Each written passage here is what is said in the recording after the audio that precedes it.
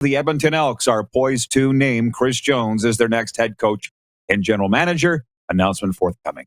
So quite a few things to get into with our good friend Jeff Reinbold, Hamilton Tiger Cats special teams coordinator, who joins us from the island. Hawaii. Big island, little island. Coach, yeah, what's up? There's only one island, and that's the Big Island, Hawaii. I got you. Haven't been, but when I am for the first time, I'll look you up, Coach. How's life, man, since Grey Cup? How are things with you? It's great to be home, Rod. This is such an amazing place. But I'm going to tell you something. I run a far, far distant second to you because you're the only guy I know that could have a show that headquarters out of Regina, Saskatchewan, but you record on the beach in Florida. You are my hero. How about that? Thank you, Coach. Well, as you know, you're mine. And you asked if I was coming to the Hammer for the Grey Cup. And I said, I'm good here. I'm watching in the living room. And but I missed a hell of a game. And quite an effort by your guys. Do you ever get over something like that, the 33-25 overtime loss to the Bombers in the Grey Cup? Yeah, you got to get over it because that's what the job requires. I mean, if you're going to lay around and, suck your thumb and lick your wounds, you're going to get beat. I mean, everything in this business, Rod, as you know, this is a high-performance industry. And you got to put wins and losses behind you real fast and get on with the next task at hand, or you're going to get your butt beat. That's just the way it works. And so are we disappointed? Yeah. Am I personally disappointed? Yeah. But the reality of it is we had a great season. It was a great Grey Cup. It was a Grey Cup that I think our game needed and our league needed and our country needed. And, that kind of passion at the stadium, the biggest crowd in the history of Tim Hortons Field, a game that goes to overtime and two teams that played extremely hard. I just thought it was really what the Grey Cup should be. Well, that's why you've lasted so long. Obviously, you're a great coach. That's the biggest reason, but also your positivity. But I would be remiss, Jeff, if I didn't ask about the Rouge Concession a couple minutes into the fourth quarter by Tim White. If I got to ask you about it, your take on it. And did it have as big a bearing on the game as some have led us to believe that it cost the Ticats the game? Well, first of all, Orlando's addressed that already. And again, we are in lockstep on everything in our organization. Again, it's one of those things. And this is what happens in huge football games and in every football game, but they're multiplied when you get into huge games. Every decision, every play takes on magnitude. And, again, we can sit afterwards with hindsight and you can say, well, you should have done this and you should have done that. And I don't think that's fair. I think Mike really, was the voice of reason. I mean, here's the guy that won the game and he comes out and says, yeah, I think Orlando made the right decision in that case. So he wasn't doing that to protect Orlando. He was doing it because he's answering the question honestly. And, it's hard. It's really hard for anybody who's not in those situations to really understand it and the whole, all of the things that you take into consideration as you're making those decisions. So, again, criticism comes with the territory. And, again, like I said, Orlando's addressed it. And as far as I'm concerned, it's on to the first game of training camp in 2022. Absolutely. And for those that don't know, O said it was a good decision. It was for field position. I think he almost said I'd have done the same thing. So, yeah, I want to move on, but just one thing. Did the football get better, Coach, as the season went along? Because the playoffs were great. The Grey Cup was great. Every league has stinkers. We saw a 9-0 game on Sunday Night Football the other night. But as overall football, what was your take on the quality of football this year? And did it get better as the year went along in your mind?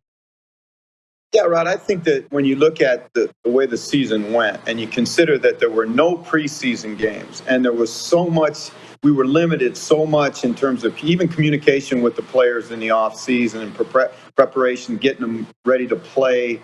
Certainly Saskatchewan, had that crazy first day where they lost all those players to injury.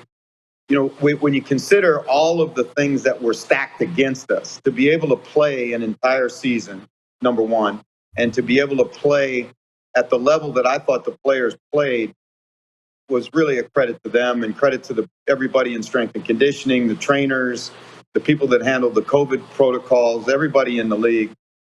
It really was an amazing thing. I mean, we're looking at the National Football League in its second year of the COVID situation. And you saw the game the other night where the Browns, they really have no chance against the Raiders because they're so depleted because of the COVID deal. With the exception of the little blip that you had up in Edmonton, we didn't have any of that. And I think that's a credit to the league. It's a credit to the players that had to live through the protocols, and the coaches that had to live through the protocols, and everybody that was a tier one person, that had to live through all those protocols and was unselfish enough to do it for the good of the league. I think that was really outstanding. It says an awful lot about the kind of players we have in our league.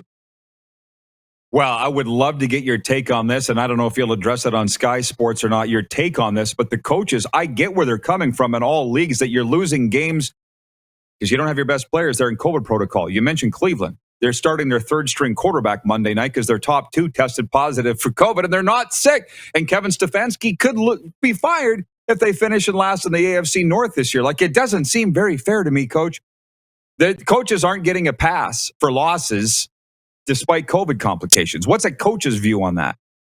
Well, I'm going to tell you something. If you want fair, you don't go into coaching because it just doesn't work that way. I mean, you sign up for everything in this business. And we have a saying, or, I have a saying that I learned from Coach Vermeil, and is that it's basically, if you want credit, go to the bank. I mean, what we sign up for is, an unfair situation. Kevin Stefanski is an outstanding coach, and he's done an amazing job, putting that organization back together after, the mess that it was in 2 years ago.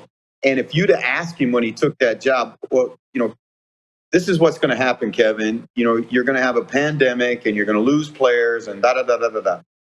So do you want the job or don't want the job? I bet you, I bet your next paycheck, Rod, that Kevin Stefanski would say, yeah, I want that job. Because, there's only, when you count the 9 in the CFL and the 32 in the NFL, there's I'm not a math guy, but I think that's 41. There's only 41 of them in the whole world. And, they're coveted jobs. And so you just understand that comes with the territory. Special people. And I know that, and that's why I've never been hard on coaches, because I've seen it from the inside out. I would never want to do it, but it's special people that do. Mike Lee, by the way, good friend of mine, oil man, says, aloha from Maui, Jeff. I got 2 Hawaii guys on this show.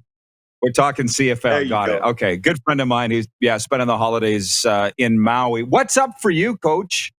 You gonna get on the NFL trail now? Or what's up? We're like everybody else. I'm really fortunate that the Ticats have been good enough to let me go over and do broadcasting in England. Normally I go as soon as our season's over, but because the season got pushed back and all that, I'm going to go right about New Year's, and I'll spend January in London, working for Sky Sports, go to the Super Bowl, we'll broadcast the Super Bowl, and then I'll come back to Hawaii and we'll start ramping up for, the 2022 CFL season.